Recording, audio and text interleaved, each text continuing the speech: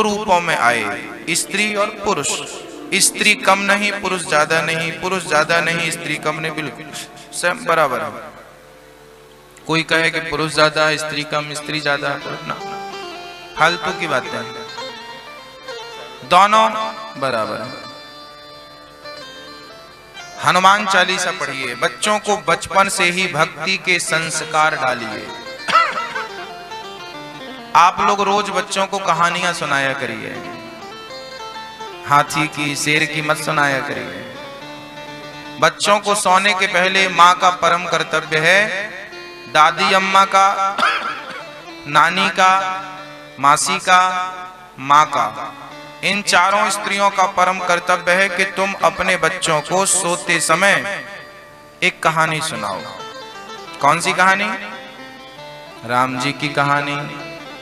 Ram ji one में गए, क्यों वन में गए, किसने भेजा, ताड़का को मारा, पूतना को मारा, रावण को मारा, ये सारी चर्चाएं 2-2 मिनट की शॉर्ट करके आप, राम कथा है, कृष्ण कथा है, शिव जी की चर्चाएं हैं, जो आपको याद है, इसलिए आप सत्संग करेंगे तो बच्चों को ज्ञान दे पाएंगे। ये 2-2 मिनट की कहानियां बच्चों को याद कराइए। हिरण्याक्ष था बेटा, उसने पृथ्वी को पाताल में छिपा दिया, तब 12 भगवान ने प्रकट होकर हिरण्याक्ष को मारा।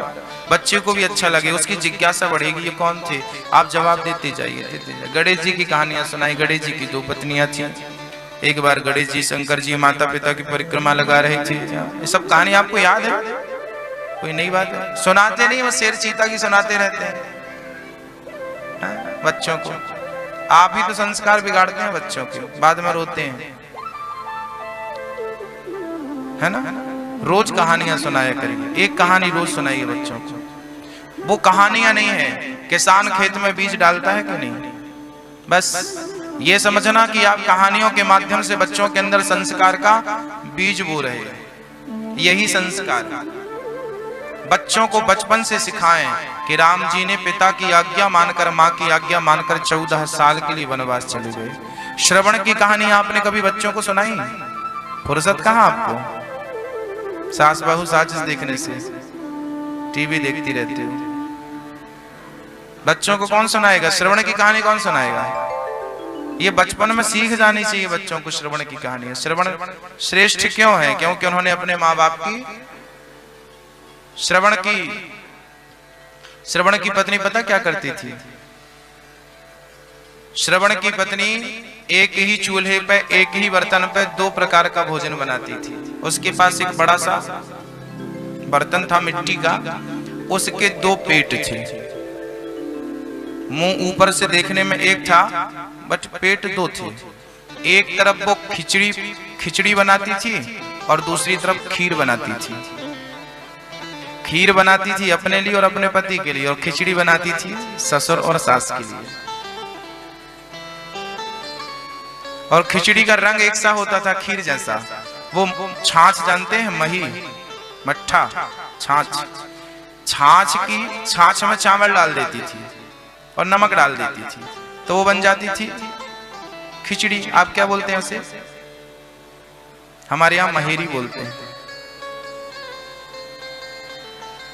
नहीं बनाए? वो बनाती थी, छाछ में चावल डाल के पकाती थी और दूसरी तरफ दूध डालती थी। दोनों का रंग सफेद होता था, मतलब कोई जान नहीं सकता था कि ये खीर है और ये खट्टी, एक मीठी थी एक खट्टी थी, बस। और आमने सामने श्रवण बैठा करते थे। श्रवण के माँ बाप अंधे थे। अच्छा, श्रवण के माँ बाप अंधे क्यों थे आपको पता है? कभी जानकारी हुई आपको? नहीं, आज हम बताएंगे आपको। हुआ क्या था,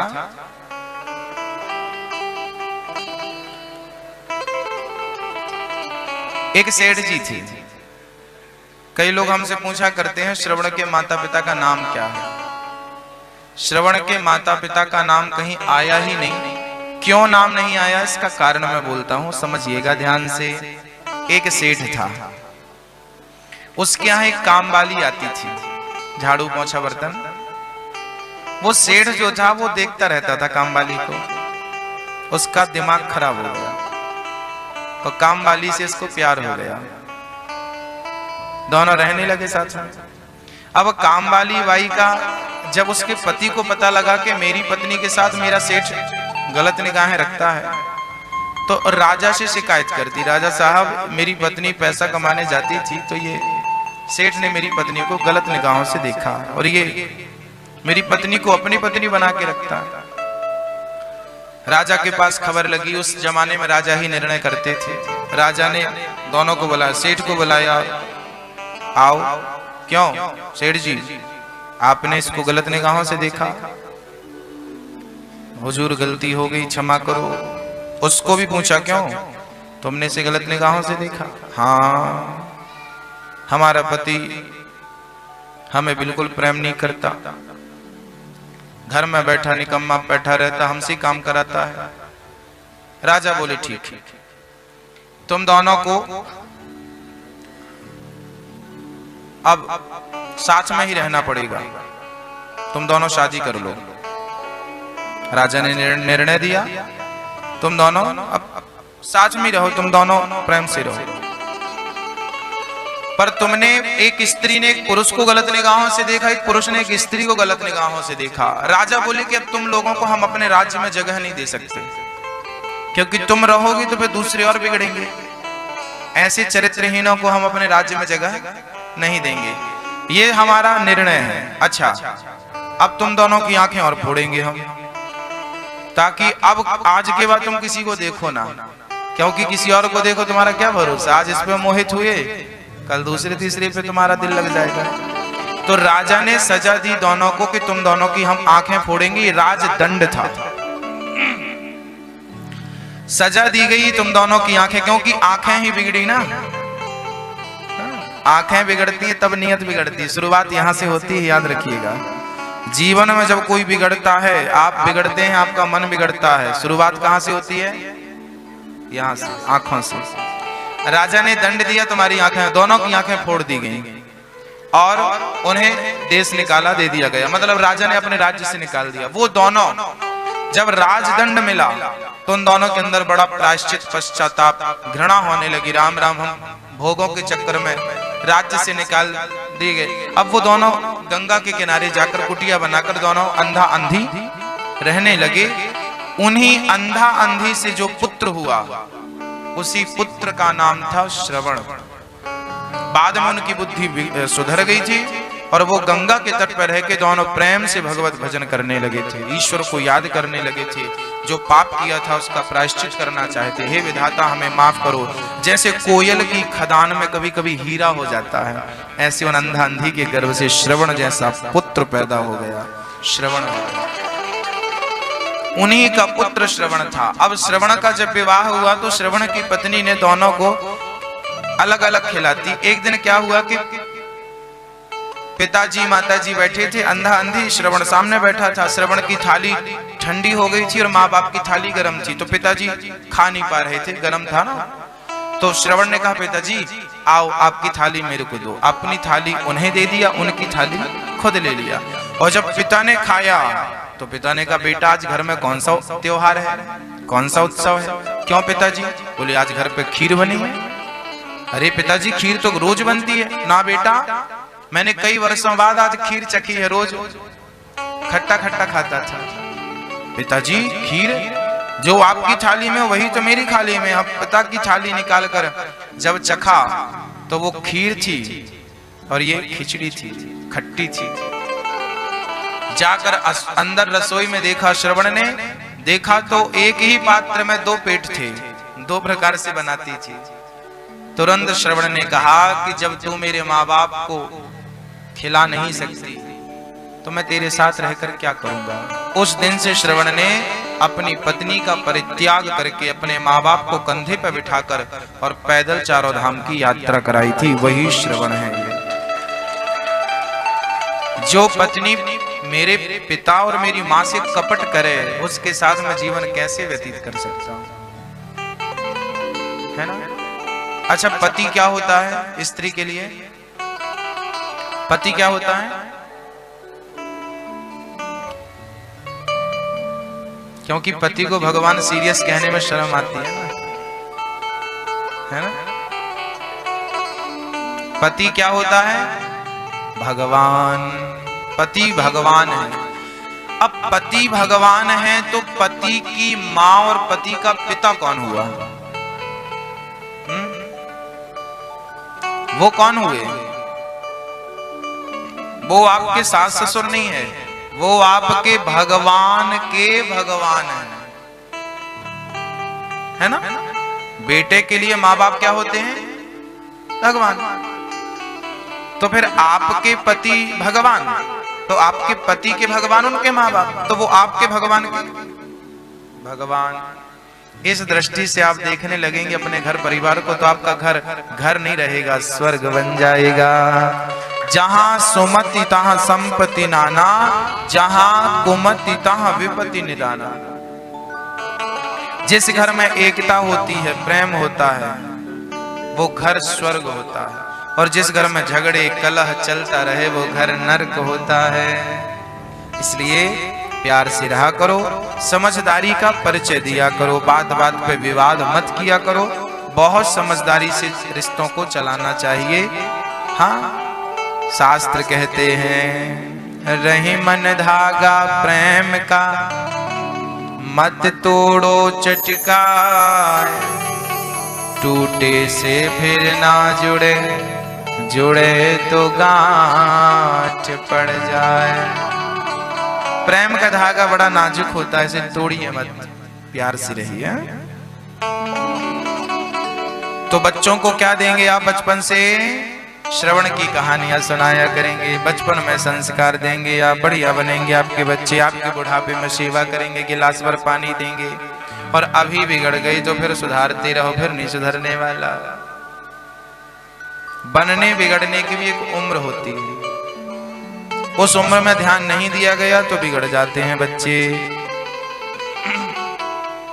मनु जी महाराज के 3 बेटियों की और 1 बेटे की चर्चा कल आपने प्रेम पूर्वक सुनी। अब मनु जी की दूसरी पुत्र की चर्चा बहुत गंभीर है और बहुत ज्ञानवर्धक है, इसलिए आप बहुत सावधानी से इस कथा को सुनिए। इस कथा को आज आप सुनेंगे, इसके पहले ना कभी सुनी होगी और ना इस ज्ञान को कभी शायद आप दोबारा प्राप्त करेंगे। करें तो अच्छी बात है, पर मुझे लगता है कि ऐसी संगत पता नहीं आपको कब प्राप्त होती है। मनु जी महाराज के दूसरे पुत्र का नाम था प्रियव्रत। प्रियव्रत का विवाह विश्वकर्मा की पुत्री वर्हिष्मति से हुआ था। इनके पुत्र हुए हैं बहुत सारे। इन्हीं के प्रियव्रत के पुत्र हुए हैं आग्नेत्र, फिर नाभि, फिर अंग। आगे चल के हुए हैं श्री ऋषभ देव जी। ऋषभ देव जी के सब 100 बेटे हुए हैं। सबसे बड़े का नाम था भरत। ऋषभ देव जी ने अपने बच्चों को उपदेश दिया, कौमार आचरित्राज्ञो भगवान। बेटा, कौमार आचरित प्राज्ञो धर्मान भागवता निहा। ये मानव का तन कौमार अवस्था से, बचपन से ही भक्तजन के लिए, ईश्वर की प्राप्ति के लिए मिला है, लग जाओ। पिता की बात 9 बच्चों ने इतनी गंभीरता से सुनी कि 9 तो सन्यासी हो गए। ऋषभ देव जी जंगल में जाकर अपने वस्त्र त्याग करके भजन करके चले गए। ऋषभ देव से ही फिर जैन संप्रदाय, जैन धर्म प्रारंभ हो गया। ऋषभ देव जी उनके 24 तीर्थंकर में एक तीर्थंकर माने जाते हैं। ऋषभ देव जी के सबसे बड़े पुत्र का नाम था श्री भरत जी। भरत ने अपनी प्रजा को उपदेश दिया कि संसार से मन को हटाओ, गोविंद में मन को लगाओ, पर कौन सुनता भैया। भरत जी ने सबको समझाया, कोई नहीं सुना। तब भरत जी को लगा ये नामुमकिन है कि दुनिया अपनी मस्ती छोड़ दे, इसलिए ऐ दिल तू ही ये बेकार मस्ती छोड़ दे। जमाने को तब तक समझाओ जब तक वो समझे, जब जमाना ना समझे तो समझाना छोड़ दो, फिर खुद समझ लो। समझ रहे हैं मैया जी? समझ रहे हैं?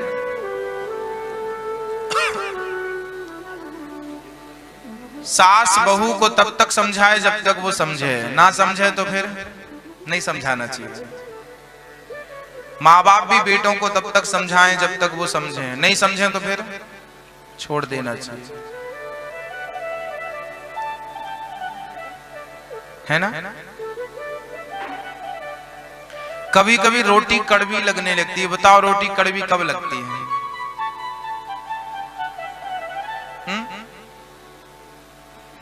रोटी कड़वी किस स्थिति में लगती है?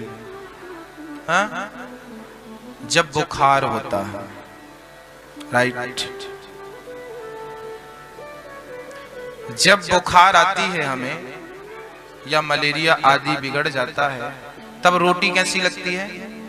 कड़वी। क्या रोटी कड़वी है? रोटी कड़वी नहीं है। बुखार है इसलिए आपका मुंह कड़वा है। मुंह कड़वा है इसलिए क्या लग रही है? सोचिए, जब आपको रोटी कड़वी लगने लगे, सब्जी कड़वी लगने लगे, दाल चावल कड़वा लगने लगे, तो समझ लेना कि भयंकर बीमारी हो गई है, जल्दी से इलाज कराइए। ऐसे ही जब माँ बाप की बात कड़वी लगने लगे, गुरुजनों की बात कड़वी लगने लगे, तब समझ लेना कि आपका सर्वनाश होने का टाइम नजदीक चल रहा है। बच्चों को, कई बार बच्चों को माँ बाप की बात क्या लगती है? क्या लगती है? कड़वी। जो बेटा माँ बाप की बात नहीं मानता, कड़वी लगती है। तुम चुप रहा करो, मत बोला करो। अब इस बच्चे का नाश, कहते हैं विनाश काले विपरीत बुद्धि, अब इसके नाश का टाइम नजदीक है। माँ की बात, पिता की बात, गुरु की बात, अच्छे लोगों की सही शिक्षाएं, सही बातें तुम्हें बुरी लगने लगे और गलत दोस्तों की बातें तुम्हें अच्छी लगने लगे, समझ लेना कि तुम्हारे सर्वनाश का टाइम बहुत करीब है। अभी भी जान जाओ, अभी भी सीख जाओ। इसलिए सदा माँ बाप की और गुरु की आज्ञा का पालन होना चाहिए, कभी इनकी आज्ञा का उल्लंघन नहीं होना चाहिए, कभी नहीं। और मैं आप लोगों को शांति के लिए, आप लोग बड़े परेशान रहते हैं, बड़े चिंतित रहते हैं, बहुत घायल से रहते हैं। कई बार सास चिल्लाती रहती है, गुरुजी हमारी बहू सुनती नहीं, हमारी बहू, बेटा सुनता नहीं, बहू नहीं सुनती, बेटा नहीं सुनता, बहू। अब नहीं सुनती तो मत सुनने दो ना, आप समझ लो, क्यों पीछे पड़े हो? अब उसको मत सुनने दीजिए। अब उसको आप नहीं समझा सकती, अब उसको समय समझाएगा। याद रखना मेरी माँ, इंसान जो नहीं समझा पाता, समय अच्छे से समझा देता है। समय, जब समय की मार लगती है ना, तो अच्छे अच्छे भी सुधर जाते हैं। लगती है कि नहीं? गुरु अपने तरीके से सिखाता है, माँ बाप अपने तरीके से समझाते हैं, और समय अपने तरीके से समझाता है। माँ बाप की तुम ना मानो, गुरु की ना मानो, पर समय जब मनवाता है ना, तो अच्छे रावण जैसे मान जाते हैं। समय बलवान है, पुरुष बली नहीं होते है, समय होत बलवान। भीलन गोपी लूट लई, वही अर्जुन वही बाण। जो अर्जुन महाभारत का युद्ध जीत चुके थे, वही अर्जुन आखिरी में भीलों से हार गए हैं। ये समय है, समय समय पे होता है समय समय की बात। राम जन्म का दिन बड़ा और कृष्ण जन्म की रात, ये समय समय की बात है। जब तालाब खाली होता है ना, तो चींटियां आकर के मछली को खाती हैं। मछली मर जाती है, तड़प तड़प के मछलियां मर जाती हैं, तो चींटियां जाकर के मछलियों को खाती हैं। आज समय चींटियों का है, और वही तालाब जब भरता है तो मछलियां आकर के चींटियों को खाने लगती हैं। कल तुम्हारा वक्त था, आज हमारा वक्त है, वक्त सबका बदलता है। इसलिए जब तुम्हारा वक्त हो तो किसी का दिल ना दुखाना, किसी के साथ अत्याचार ना करना, किसी का अनादर ना करना, अपने धन का, अपने दौलत का, अपने बल का, अपनी प्रतिष्ठा का रुतबा ना दिखाना, गर्मी ना दिखाना, क्योंकि वक्त बदलते देर नहीं लगता। मैंने करोड़पति को रोड पे देखा और रोडपति को करोड़पति बनते देखा। समय किसका बदल जाए, कब बदल जाए, ईश्वर किस प्रकार समय बदलाता है ये भी किसी को नहीं पता। समय बदल जाए, सही है नहीं? एक छोटा सा एग्जांपल देता हूं, आपने सुना होगा, वो एक स्त्री थी, वो ट्रेन में गाना गाया करती थी। अभी आजकल वो फिल्मों में गाना गा रही है, रानू। समय है ना, समय रंग को, राजा और राजा को। चलिए, एक रानू टंडन की, रानू की बात बताया मैंने, और एक हमारे भूतपूर्व गृह मंत्री क्या समय था उनका, क्या रुतबा था और आज क्या है। अर्शों से फर्शों में और फर्शों से अर्शों में किसने पहुंचाया? भूतपूर्व हमारे गृह मंत्री। हा? क्या हालत है आज उनकी? जेल में है और ट्रेनों में गाना गाने वाली आज आलीशान महलों में है। ये क्या है? ये समय नहीं तो क्या है? समय किसे कहां पहुंचा दे, कैसे पहुंचा दे, कौन जानता है। इसलिए आपके पास, गृह मंत्री जी के पास 20 लाख करोड़ की संपत्ति थी। सोचिए, जिसके पास इतनी संपत्ति वो जेल में है। इसलिए कभी अपनी दौलत का गुमान मत करिएगा, कभी अपने धन का, अपने बल का गलत प्रयोग मत करिएगा, क्योंकि हिसाब लेने जब वो बैठेगा ना, पाई पाई का हिसाब लेगा, दमड़ी निकाल लेगा। याद रखिएगा, तुम्हें अगले जन्म में अंधा बनाएगा। ये वाणी राम राम जपने के लिए मिली है। तुम राम राम नहीं जप रहे हो, गाली दे रहे हो, जब देखो तब गाली, जब देखो तब गाली। भगवान अगले जन्म में तुम्हें गूंगा बनाएगा। आज जो गूंगे हैं वो कौन है? इनको मुंह दिया था भगवान ने, सुंदर वाणी दी थी, 3 इंच की जिह्वा। गाली देते थे, गलत बोलते थे, हमेशा दिल दुखाते थे दूसरों का। भगवान ने छीन ली कि नहीं?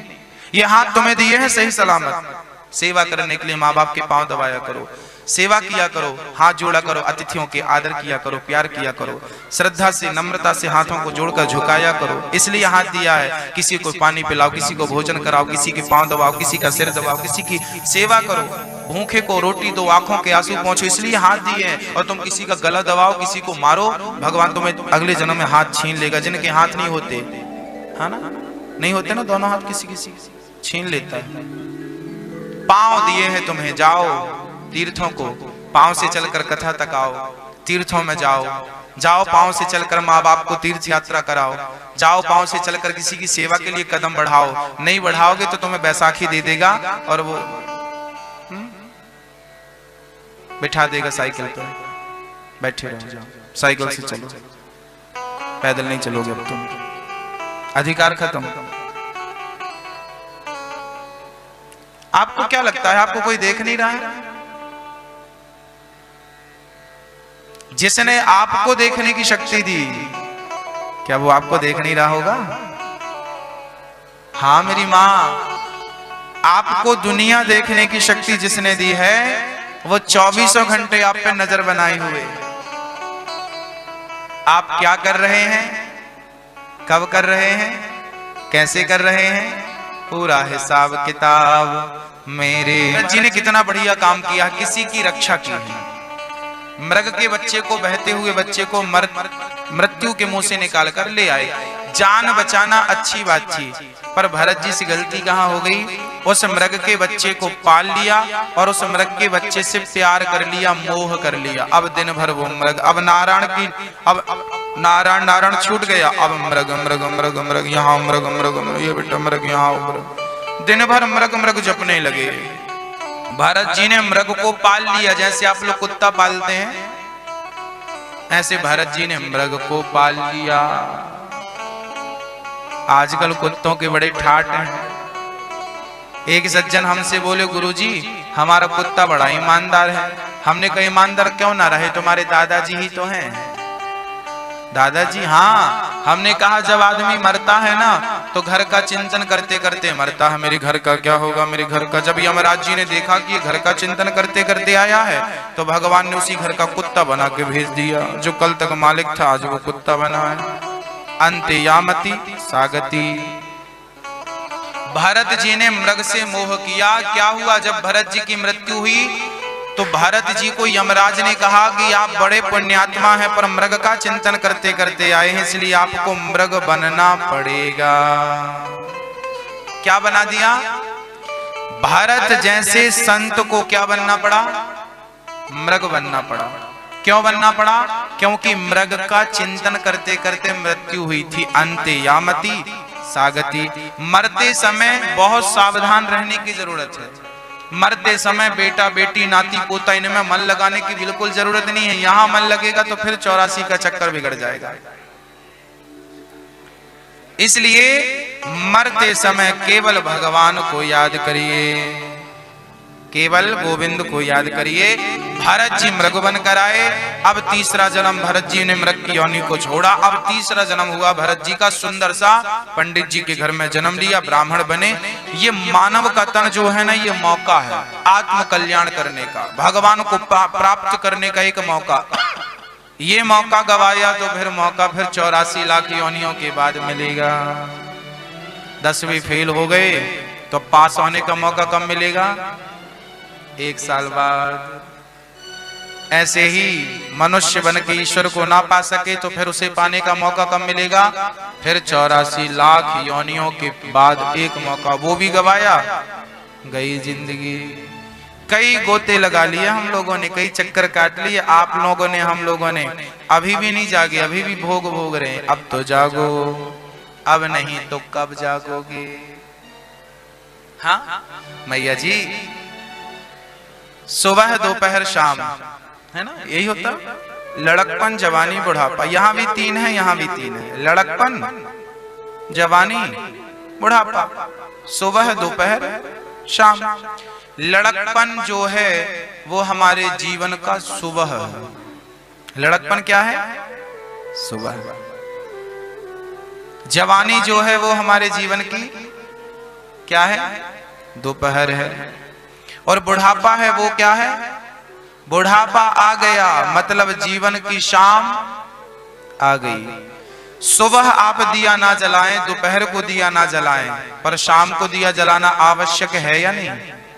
बिजली जलाना, लाइट जलाना, प्रकाश करना आवश्यक है कि नहीं? ऐसे ही आप सुबह दोपहर को बिजली ना जलाएं, लाइट ना जलाएं, प्रकाश ना करें, कोई बात नहीं, पर शाम को तो करना पड़ेगा। ऐसे ही लड़कपन जवानी में भले ना जागो, पर बुढ़ापा आ गया, जीवन की शाम आ गई, अब तो भक्ति का दिया जला लो, अब तो प्रेम का दिया जला लो। अब नहीं जलाओगे तो कब जलाओगे? क्योंकि शाम के बाद सीधे रात आएगी। रात मीन्स मृत्यु, अंधकार। तो आप जितने यहाँ बुजुर्ग बैठे हैं, आपके जीवन की क्या आ गई है? दीपक कौन सा जलाएं? दीपक कौन सा जलाएं? भक्ति का दिया जलाएं, प्रेम का दिया जलाएं, क्योंकि जीवन की शाम आ चुकी है। और जिनकी आने वाली है वो भी सावधान रहें, अभी से जला लो। हाँ, तब की भरोसे मत बैठे रहना, तब आता भी है या नहीं, ये भी गारंटी थोड़ी है। श्री भरत जी महाराज, अब पिताजी ने कहा चलो गायत्री मंत्र याद करो। भरत जी ने नहीं किया, क्योंकि उनको लगा कि मैं गायत्री मंत्र याद करूंगा, पिताजी बोलेंगे अब शादी करो, ये करो, झंझट में उलझा देंगे, इसलिए उन्होंने बोला ही नहीं। इसलिए उनका नाम पड़ गया मूर्ख भरत, अर्थात जड़ भरत के नाम से सृष्टि जानने लगी। क्या नाम पड़ा? जड़। जड़ मतलब मूर्ख, जड़ भरत। पिताजी मर गए, भाइयों ने रखा, भौजाइयां खाना देती हैं तो बासी रोटी देती नमक के साथ, और को भी 1000 ताने मारती हैं। एक दिन भाइयों ने कहा जाओ धान बोदी है, जरा चिड़ियों को उड़ाना, चिड़ियां पूरी धान चुग जाती हैं। भरत जी गए जंगल में, बाजा बजा बजा के कह रहे हैं राम जी की चिड़िया, राम जी का खेत, और खाओ री चिड़िया भर भर पेट। भरत जी बजा बजा के सबको करे खाओ। भाइयों ने आया, निकम्मा किसी काम का नहीं, चिड़िया उड़ाने के लिए बिठाया था, बैठा खिला रहा, घर से निकाल दिया, चल किसी काम का नहीं, निकम्मा है तू, घर से निकाल दिया। भाइयों, भरत जी को लगा चलो ये अच्छा हुआ, घर से निकाल दिया, बढ़िया हुआ। मैं घर से भाग जाता तो लापता के पोस्टर चिपकवा देते, इसलिए इन्होंने भगाया है। अब कोई झंझट नहीं, ये कंप्लेंट भी नहीं कराएंगे पुलिस में। अब भरत जी निश्चिंत होकर भगवान को याद कर रहे हैं। जंगल थे, जंगलों में जाते हैं और प्रेम पूर्वक भगवान को याद करते हैं। तब खाई थी, उसके चक्कर में देखो मृग बनना पड़ा, फिर आज ये दशा हुई। भगवान को भूल गए थे, मृग को याद किया था, तो फिर से देखो ये। हाँ, आप लोग भी यदि भगवान को भूल के दुनिया को याद करेंगे ना, तो फिर मुंह की खाएंगे आप। भरत जी महाराज अब नहीं खाना चाहते। दूध से जला हुआ बालक, दूध से जली हुई बिल्ली छाछ को भी भूख भूख के पीती है, बस समझ लीजिए आप। भरत जी महाराज निश्चिंत होकर बैठे थे। एक दिन उनके साथ एक घटना घट गई। सिंधु सौवीर देश का राजा रहुगण नाम था। रहुगण वो पालकी पर राजा था, चढ़ के जा रहा था। उसी समय उनका एक कहार बीमार पड़ गया। तो भरत जी हट्टे कट्टे मोटे ताजे थे, तो भरत जी को बोले आओ तुम मेरी पालकी उठाओ। कहारों ने लगा दिया भरत जी को। अब भरत जी चल पड़े। आगे चींटियों का समूह था। भरत जी को लगा पांव रखूंगा सारी मर जाएंगी, तो भरत जी ने छलांग लगाई। भरत जी ने छलांग लगाई तो राजा रहुगण की पालकी सिर पे टकरा गई। अब राजा रहुगण गुस्सा हो गए, अरे भाई कौन है उछल कूद कर रहा, जानता नहीं मैं कौन हूं। कहारों ने कहा महाराज ये नया नया भर्ती हुआ है बिना इंटरव्यू का, यही उछल कूद कर रहा है। कहारों को बोला समझाओ उसे। समझाया, राजा बड़ा खतरनाक, सीधे सीधे चलो मार डालेगा। भरत तो संत थे, कोई प्रभाव नहीं पड़ा। आगे फिर चींटियों का समूह था। भरत जी ने फिर छलांग लगाई और अब की छलांग इतनी तेज थी कि राजा रहुगण की पालकी सिर्फ ऐसी लगी, रक्त बहने लगा, रक्त की धार बह गई। राजा रहुगण अब पर्दा हटाकर देखा कौन है। कहारों ने कहा ये हट्टा कट्टा बैठा है। अब भरत जी पर व्यंग छोड़ रहा है रहुगण, अच्छा बड़ा दुबला पतला है, मेरा वजन नहीं उठा पा रहा है, आज मैं तुझे मृत्यु दंड दूंगा, आज मैं तुझे मारूंगा। भरत जी को लगा कि मैंने जीवन में कभी बोला नहीं। अच्छा भरत जी ने पूरी जिंदगी में बात नहीं की किसी से, उनको लगा बात करूंगा फंस जाऊंगा, बात ही नहीं करते थे वो। पर भरत जी को लगा कि आज मैंने इसकी पालकी कंधे पे उठाई है, और संत जिसका भार उठा लेते हैं उसका कल्याण करके ही छोड़ते हैं। भरत जी को लगा जब बोलना पड़ेगा। तब भरत जी ने पहला वाक्य रहुगण से कहा। ने कहा राजन आपने कहा हमें मारोगे, पहले ये बताओ आप मारोगे किसे, शरीर को या आत्मा को? मृत्यु किसकी होती है, शरीर की या आत्मा की? कौन मरता है भाई? किसकी मृत्यु होती है? शरीर की। आत्मा की मृत्यु नहीं होती। मैं कौन हूं? भरत जी ने कहा आप कौन है, शरीर हैं या आत्मा है, कौन है आप बताइए। अब मैं जो प्रसंग बोलने जा रहा हूं ये भागवत का सबसे कठिन प्रसंग है। यदि आपकी समझ में आए तो बहुत सावधानी से मैं कोशिश करूंगा कि आपको सरल से सरल शब्दों में समझाया जाए। विषय बड़ा गंभीर और बड़ा कठिन है, इसलिए आप कोशिश करिएगा, नहीं तो ये सिर के ऊपर से जाएगा। बहुत सावधानी से सुनिएगा। मैं ये पूरा प्रसंग समझाने के बाद आपसे प्रश्न भी करूंगा, इसलिए हर बात को गंभीरता से सुनिएगा ताकि जवाब दे सकें। इस प्रकार से सुनिएगा। मैं पहले बहुत प्यार से समझाऊंगा और बाद में बहुत प्यार से पूछूंगा आपसे, तब तो समझाने का फायदा है, इसलिए सुनिएगा। शरीर कितनी चीजों से मिलकर बना है, इस विषय को समझ लिया तो अपने आप को जान लो। इसी को बोलते हैं ब्रह्म ज्ञान, इसी को कहते हैं आत्मबोध, आत्मज्ञान। हमारा शरीर कितनी चीजों से मिलकर बना है? 5। क्या क्या?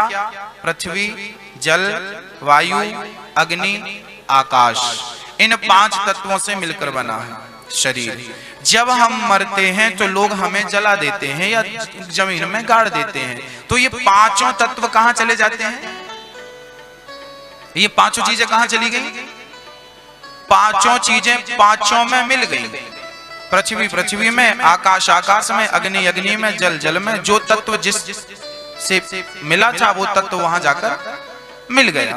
तो शरीर 5 तत्वों का बना था, वो 5 में जाकर लीन हो गया। आत्मा कहां से आई थी? आत्मा क्या है? आत्मा किसे कहते हैं? आत्मा क्या चीज है? आत्मा परमात्मा का स्वरूप है। कैसे? ईश्वर अंश जीव अविनाशी। गोस्वामी जी गा रहे हैं ईश्वर अंश। आत्मा क्या चीज है वो समझिएगा। आपने दर्पण देखा हो, दर्पण में जो दिखता है वो क्या होता है? दर्पण में आपके सामने दर्पण है, आपकी शक्ल दिख रही है, जो दर्पण में दिख रहा है उसे क्या कहते हैं? उसे कहते हैं प्रतिबिंब। वो आपका क्या है?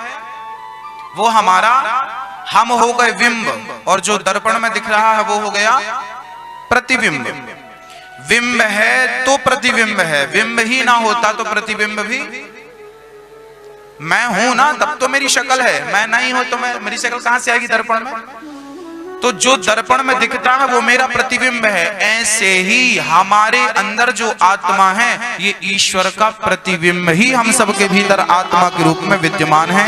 आत्मा ईश्वर का स्वरूप है। कैसे? बोले आत्मा ईश्वर का प्रतिबिंब है। कैसे?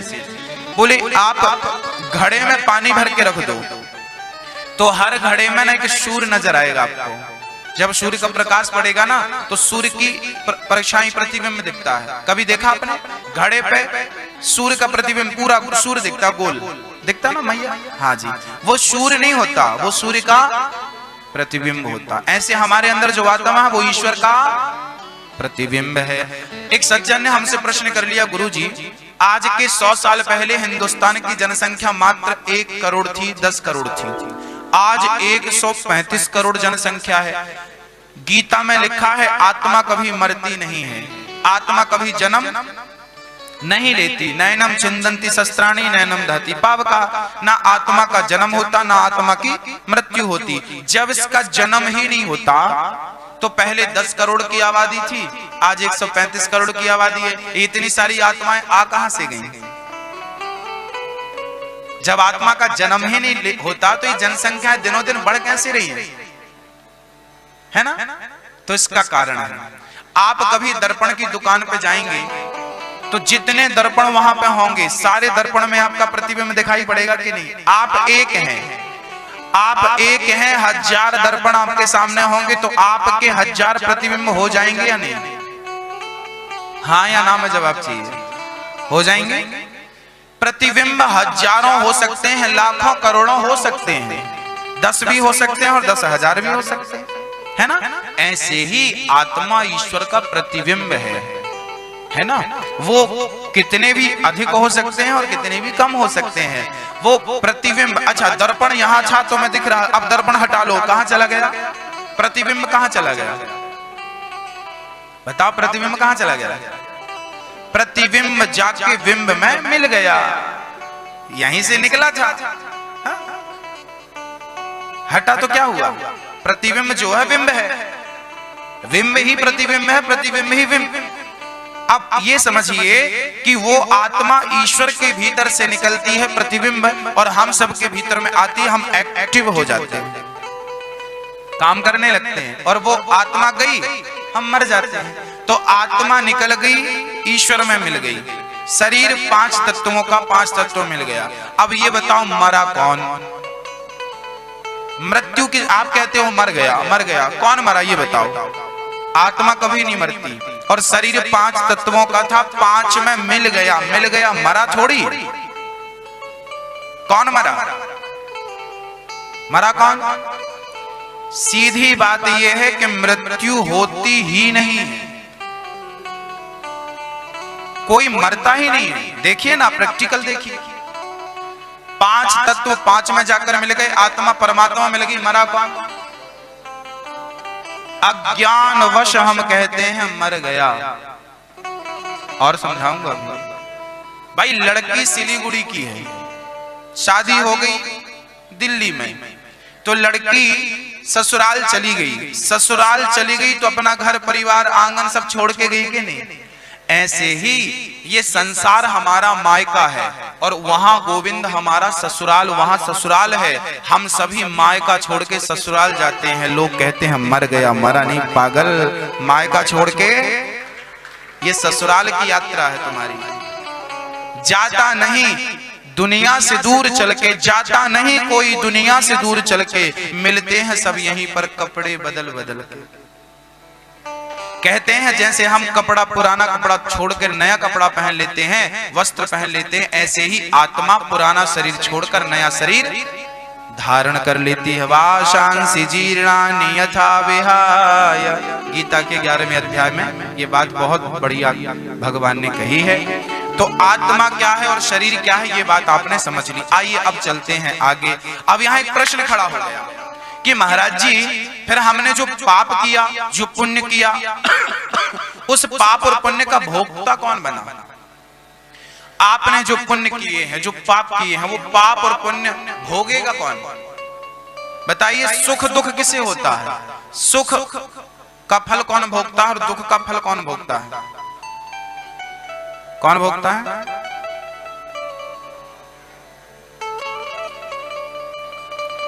हमारे सुख और दुख का फल ना तो शरीर भोगता है। अच्छा, शरीर को सुख दुख होता है क्या? यहां पे मच्छर काट दे, फोड़ा हो जाए तो दर्द किसे होता है? बताइए, दर्द किसे होता है? दर्द आत्मा को नहीं होता, आत्मा दर्द से सुख दुख से परे है, उससे कुछ नहीं होता। शरीर भी जड़ है, आत्मा निकल गई तो कुल्हाड़ी से काट दो, क्या हो रहा, कुछ नहीं। फिर दर्द किसे हुआ, किसे होता है, बोलो, उत्तर दो, गलत ही सही बोलो, पर किसको होता है? आपको प्रमाण सहित देता हूं। शून्य का आविष्कार किसने किया था? आर्यभट्ट ने। आर्यभट्ट जी को एक बार कैंसर हुआ था, उनकी हिस्ट्री कभी पढ़ के देखिएगा, आपको मिलेगा। आर्यभट्ट जी को एक बीमारी हुई थी भयंकर, आज के जमाने में उसे कैंसर कहते हैं, उस जमाने में कुछ और कहते थे। वैद्य जी को उस प्रकार, उस जमाने में डॉक्टर नहीं हुआ करे। बहुत ध्यान से समझना, मैं आपको क्या समझाना चाह रहा हूं, विषय बड़ा कठिन है, आप कितना समझ पाएंगे मुझे नहीं पता। आर्यभट्ट जी को कैंसर हुआ, वैद्य जी के पास गए, वैद्य जी ने कहा कि आपको बीमारी है, ऑपरेशन करना पड़ेगा। भट्ट जी ने कहा कर दो। उस जमाने में शून्य का इंजेक्शन नहीं था, यदि ऑपरेशन करना था तो फिर यूं ही फाड़ना पड़ता, यूं ही चीरा लगाना पड़ता, यूं ही। अब सोचिए कि आपको बिना बेहोश किए कोई फाड़े है तो कितना दर्द होगा, वो दर्द और कई गुना बढ़ जाएगा। भट्ट जी बोले आप करो। भट्ट जी लेट गए, और भट्ट जी गणित के बहुत बड़े विद्वान थे, उनने अपने दिमाग में बहुत बहुत कठिन एक सवाल ढूंढ लिया। अब पूरा मन उसी का उत्तर प्राप्त करने में लगा दिया। यहां वैद्य जी ने फाड़ा, दवाई भरी, टाके लगाए, और वहां उनका माइंड सवाल के हल की ओर चलता रहा, चलता रहा, चलता रहा।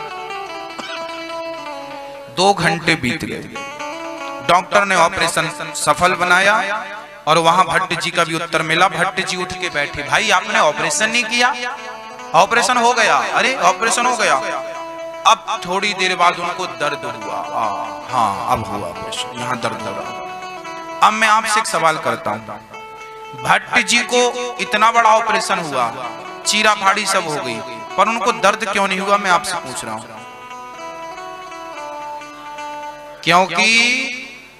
क्योंकि उनका मन कहीं और था, है ना। वो सवाल का हल निकालने में लगे थे, उनका पूरा मन वहां था।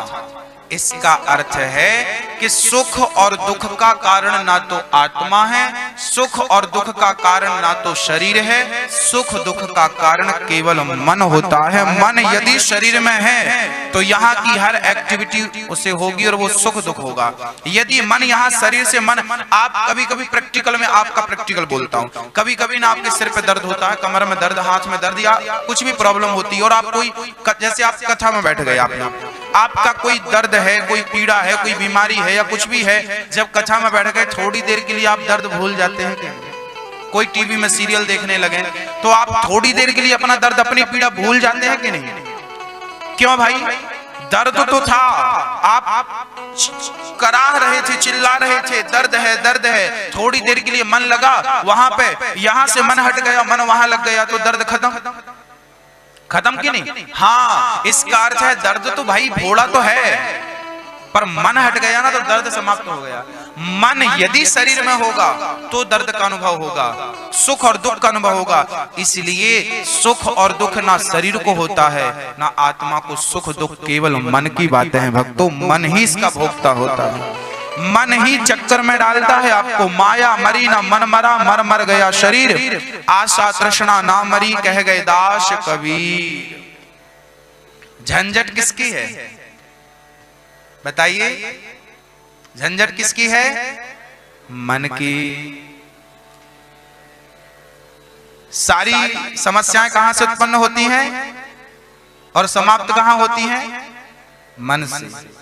मन भाग रहा है तो गलत है, और शांत हो गया तो अच्छा है। मन में कामनाएं ज्यादा हैं तो गलत है, और मन की कामनाएं मिट गई तो अच्छा। भाई उदाहरण समझिए ना, एक लोहा है, पानी में डालो डूब जाता है, पर वही लोहा नाव पे लगा है, जहाज पे लगा है, कील बन करके, चेयर बन करके, तो क्या वो डूब रहा है? लोहा पानी में डूब जाता है, पर वही लोहा नाव से जुड़ जाए ना तो पार भी लगा देता है।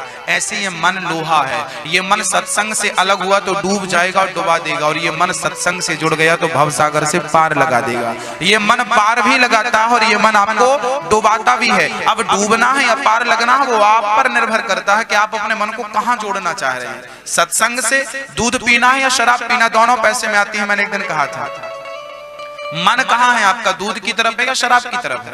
वो आपकी बुद्धि और आपके संस्कारों पर निर्भर करता है कि आपके संस्कार दूध पीने के हैं या शराब पीने के। आपका मन सही जगह पे लगाने के संस्कार हैं या मन गलत जगह पे लगाने के संस्कार। ये संस्कारों की बात। दान धर्म भागवत, इसका फल कौन भोगेगा? गुरु जी कहते हैं गलत करोगे तो नरक जाओगे, फिर नरक कौन जाता होगा? अच्छा, हम मर के कहां जाते हैं?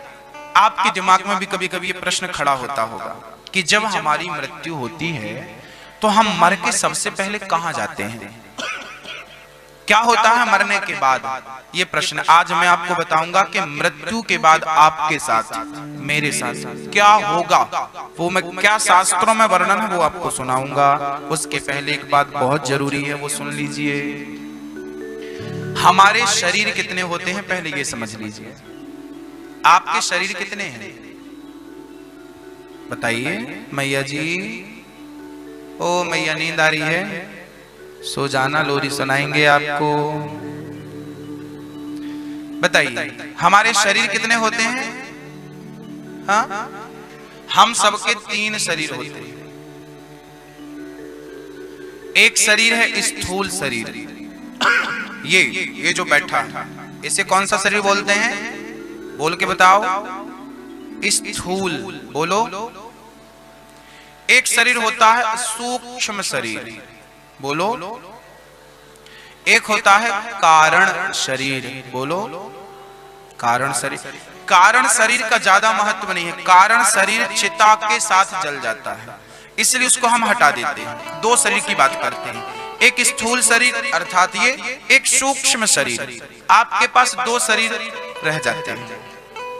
मृत्यु के समय इनका ज्ञान होना आपको अभी आवश्यक है। स्थूल शरीर कौन सा है? ये। एक सूक्ष्म शरीर होता है। आपने कभी अपने सूक्ष्म शरीर को देखा? आज मैं आपको दिखाऊंगा प्रैक्टिकल। आपने कभी अपना सूक्ष्म शरीर नहीं देखा होगा, आज मैं आपको दिखा रहा हूं। आप लोग जब सोते हैं अपने कमरे में सोते हैं, खिड़की दरवाजा बंद करके सोते हैं और सपने में चले गए हरिद्वार। सपना देखा ना आपने? स्वप्न देखते हैं कि नहीं? स्वप्न में हरिद्वार, गंगा मैया जय हो, हर हर गंगे हर हर गंगे हर हर गंगे। अब सुबह आप बता रहे, सुनो आज मैंने सपना देखा था गंगा जी में गया, फिर मैं बिहारी जी वृंदावन भी गया, बिहारी जी का दर्शन किया, मैं वृंदावन की परिक्रमा। आप तो सिलीगुड़ी में सोए थे, भैया हरिद्वार कैसे चले गए? और रात भर में घूम घाम के आप भी गए और आपको याद भी, आप बता भी रहे हैं।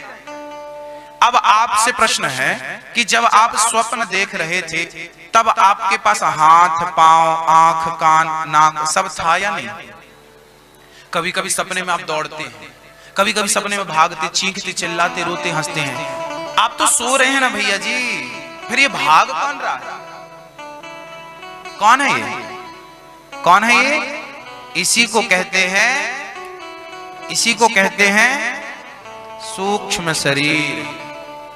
यही है सूक्ष्म शरीर। सूक्ष्म शरीर को मन भी कहते हैं। ये जो मन है ना हमारा मन, ये मन ही सूक्ष्म शरीर है। कई विद्वान सूक्ष्म शरीर को मन भी कहते हैं। तो आप जब मर जाते हैं तब हमारा स्थूल शरीर मिटता है, पर वो सूक्ष्म शरीर कभी नहीं मिटता। अब क्या होता है, जब मैं मरता हूं तो मेरा सूक्ष्म शरीर जो स्वप्न देख रहा था, स्वप्न का दृष्टा कौन है? कोई आपसे पूछे कि स्वप्न का दृष्टा कौन है, स्वप्न कौन देखता है, तो क्या जवाब देंगे? कौन क्या जवाब देंगे? सूक्ष्म शरीर, मन। अच्छा, मन में जो सोचकर सोते हैं ना, कभी कभी वही दिख जाता है, क्योंकि मन ही उसका कारण है। चलिए, अब मैं मर गया, लोगों ने चिता पर रख के जला वला दिया आत्मा। अब क्या हुआ मरने के बाद, चलिए चलते हैं मरने के बाद आपको और मेरे साथ क्या होगा, उस बात को आज ही कर लेते हैं। जब मैं मरता हूं तो मेरी मृत्यु के बाद आत्मा निकल जाती है और आत्मा निकलकर उस सूक्ष्म शरीर में उस मन के साथ मिल जाती है।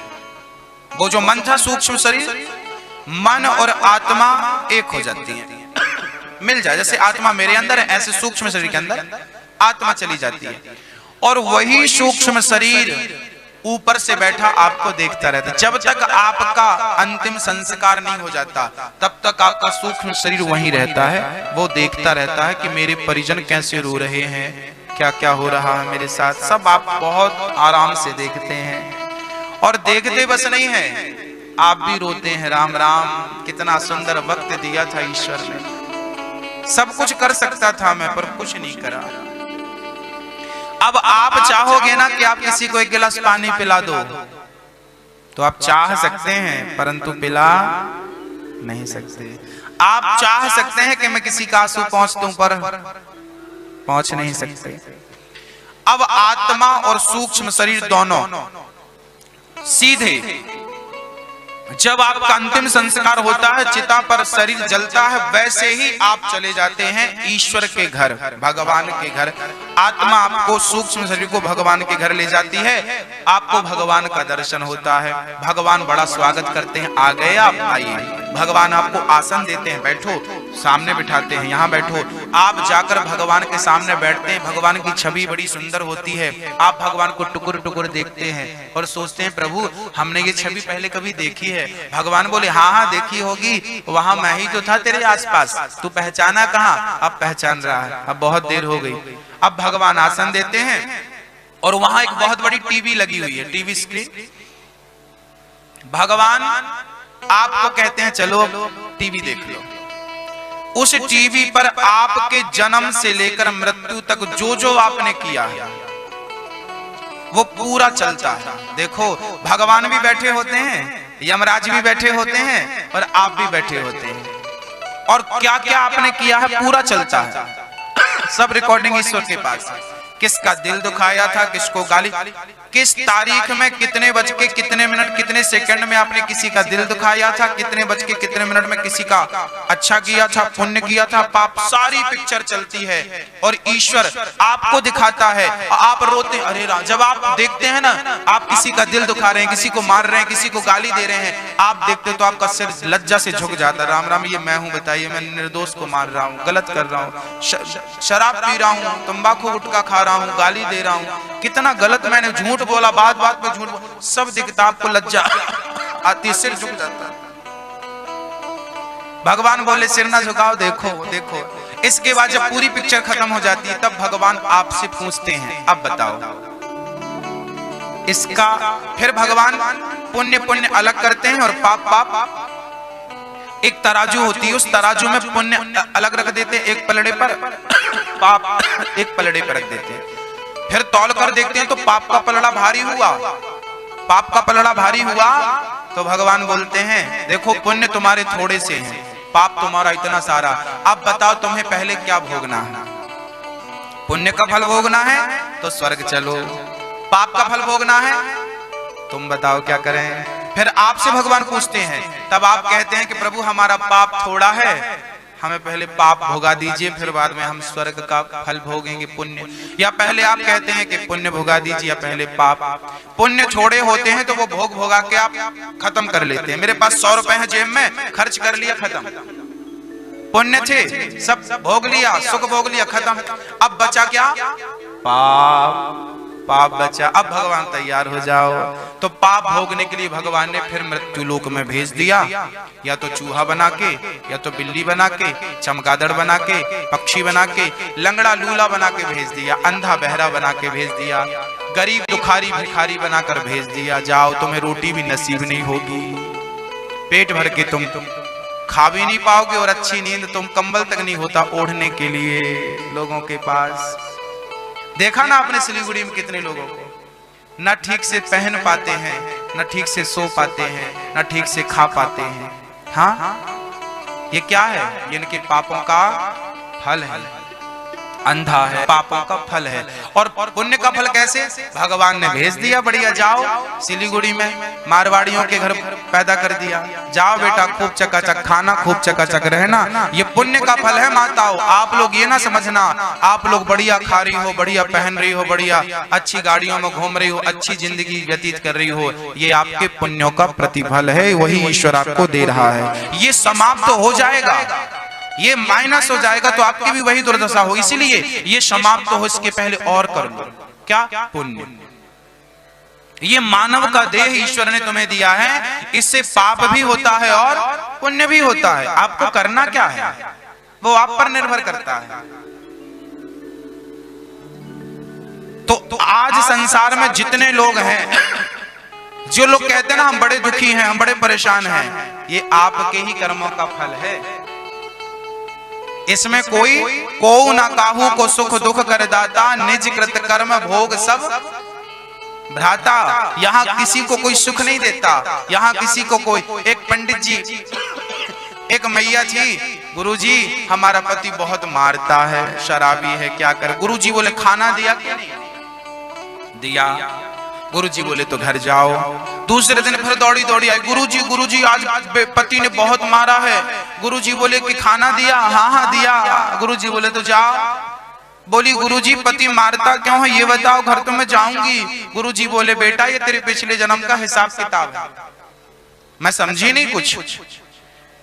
गुरुजी ने कहा बेटा ये जो तेरा पति है ना, ये पिछले जन्म में तेरा बेटा था। कौन सा बेटा? सौतेला बेटा। तू इसकी कौन सी माँ थी? कौन सी माँ थी? सौतेली माँ थी। तू इस बच्चे के साथ बड़ा गलत करती थी, हाथ पांव बांध के धूप पे डाल देती थी, मारती थी। एक बार तो 4 दिन तूने इसे खाना नहीं दिया था। इस जन्म में वो बच्चा तेरा पति बनकर आ रहा, और जितने थप्पड़ मार रहा है ना, ये तेरे ही कर्मों का हिसाब है, इस जन्म में चुका रहा है। याद रखना भक्तों, आपको एक भी थप्पड़ कोई मार दे और एक भी गाली कोई दे दे तो समझ लेना कि ये गाली मुझे मेरे ही कर्मों के द्वारा प्राप्त हुई है। कभी ना कभी मुझसे कोई अपराध बना होगा जिसके परिणाम में ईश्वर ने मुझे ये सजा दी। क्योंकि बिना पाप के दुख नहीं होता और बिना पुण्य के सुख नहीं होता। बिल्कुल अटल सत्य है, अटल सत्य। आप इसलिए कहा करता हूं पुण्य करते जाइए, पुण्य करते जाइए, किसी के साथ गलत ना करिए। जवाब वहां देना पड़ेगा, वहां सिर झुक जाएगा। इनकम टैक्स की रेट पड़ती है ना, तो अधिकारियों को जवाब देते नहीं बनता। सोचिए यहाँ के लोगों को जवाब देते नहीं बनता। जब जगन्नाथ तुमसे प्रश्न करेगा तो क्या जवाब होगा आपके पास? जगत का नाथ पूछेगा, क्या हिसाब मांगेगा? आपके कर्मों का हिसाब मांगेगा। तुमने ये गलत क्यों किया था? तुम्हें इसलिए मानव का तन दिया, मछली मार मार के खा रहे हो, मुर्गी मार मार के खा रहे हो, अंडे खा रहे हो, इसलिए तुम्हें भेजा था। हर पाप का फल तुम्हें मिलेगा, हर कर्मों की सजा तुम्हें मिलेगी। इसलिए कोशिश करिएगा किसी के साथ गलत ना हो। आज बहुत गलत करते हैं लोग, समझते नहीं, गलत करते जाते हैं, करते जाते हैं, करते जाते हैं। सिलीगुड़ी की कथा 4 तारीख से शुरू हुई। इसके पहले मैं भाटापारा में कथा सुना रहा था, वो टीवी पर लाइव थी। इसके बाद 13 तारीख से भी टीवी पे लाइव होगी। वहां जिन्होंने कथा कराई उन्होंने मुझे सच्ची घटना सुनाई। उन्होंने कहा गुरुजी मेरा आंध्रा में कारोबार है। एक सज्जन ने मुझे सच घटना सुनाई, बहुत ध्यान पूर्वक आप सुनिएगा। उन्होंने कहा कि आंध्रा में मेरा एक काम है, मैं बिजनेस के सिलसिले में आंध्रा जाता रहता हूं।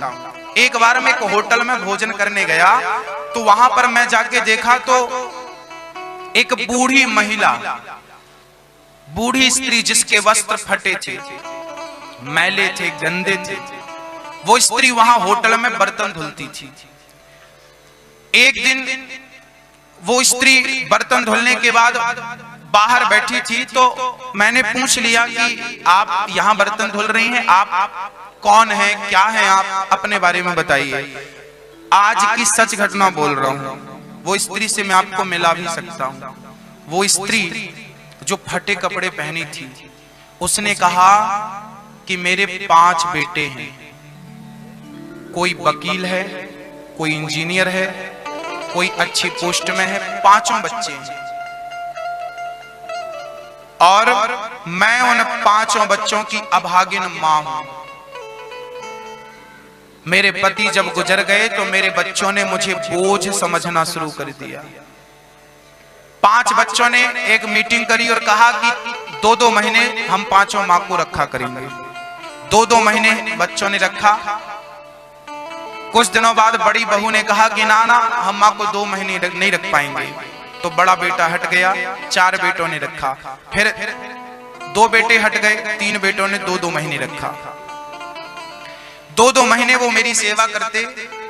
ऐसे करते करते 3 बेटा हटे, 2 बेटे हटे, आखिरी में सबसे छोटे बेटे ने मुझे 4 महीने तक रखा। उसके बाद बहू ने हाथ खड़े कर दिए, मैं आपकी मां को रख नहीं सकती। तो बेटे को ना चाह करके भी मुझे घर से निकालना पड़ा। मेरे बेटे ने, वो देखिए, वो माँ जहां होटल थी ना, उसके सामने उस उंगली करके बताई, वो देखिए वो बंगला बना है, वो मेरे नाम है। अभी भी उस बंगले की रानी मैं हूं, वो बंगला मेरा है, पर मैं इस होटल में बर्तन मांजती हूं। क्यों बर्तन मांजती हूं? कोई संपत्ति नहीं है आपकी? ना ना, सारी संपत्ति बच्चों ने, जब वो सेवा करते थे तो साइन करा लिया था उन्होंने कागज पे, सारी संपत्ति उन्होंने ले ली। और मेरे बेटे कभी कभी यहां से निकलते हैं गाड़ियों से, तो मैं उन्हें देखती हूं, तो वो बेटे मुझे देखते हैं तो मुंह उस तरफ कर लेते हैं। उन्हें अब मुझे माँ कहने में लज्जा आती है। अब किसी को वो कहते नहीं है कि ये मेरी माँ है, उनकी रेपुटेशन कम हो जाएगी, इमेज कम हो जाएगी। लोग, अरे तेरी ऐसी माँ। मैं बर्तन धुलती हूँ, और जिस होटल में वो बर्तन धुलती थी ना, उस होटल का मालिक उसे होटल में खाने नहीं देता था। इन्होंने कहा कि एक काम करो, मैं इसका पैसा देता हूं, इसको यहां खाने दो। तो पैसा दो या ना दो, पर मैं इसे यहां बैठ के खाने नहीं दूंगा, क्योंकि ये यहां खाएगी तो मेरे ग्राहक सोचेंगे बताओ इनको खिलाता। इसलिए इसे खाना दे देते हैं। तो ये फुटपाथ पे जाके रेलवे स्टेशन में या बस स्टैंड में जाकर सोती है, और जो आप लोग खाते हैं उसका जो जूठन बचता है, वो जूठन ये रोज खाती है। उस, अब ये 1 हफ्ता पुरानी बात है, 1 हफ्ता भी नहीं हुआ। मैंने तुरंत कहा, मैंने उन्हें बोला कि आप आंध्रा जाइएगा तो अब उस माँ को लेके आइएगा। अब उस माँ को हम वृंदावन ले जाएंगे और उस माँ को अपने वृद्धाश्रम में रख के उस माँ की हम सेवा करेंगे। अब हम उस माँ के पुत्र बनेंगे। 5 बच्चों के होते हुए माँ किसी का जूठन खाए, ये कितना बड़ा दुर्भाग्य है। सोचिए, ये मैं कोई कहानी नहीं बोल रहा हूं, ये आज की सच घटनाएं हैं। आप कभी वृंदावन आना, उस माँ को मैं जल्दी से बुलाऊंगा अपने आश्रम में और वहां सेवा करूंगा। आप लोग जो सहयोग करते हैं, उन सहयोग से इन माँओं की सेवा होती है। जब आप किसी का सहारा बनते हैं ना, तो बहुत बड़ा पुण्य करते हैं आप। मानव सेवा ही माधव सेवा है। आज भगवान कहाँ है बताइए? अरे इन वृद्धों में, इंसान में ही तो भगवान है। इंसान में भगवान को देख लिया तो भगवान को देख लिया। इंसान का पेट, भूखे का पेट भर दिया। भगवान डायरेक्ट नहीं खाता, ईश्वर इनडायरेक्ट खाता। कैसे? जैसे माँ खाती है ना, तो बच्चे का पेट अपने आप भर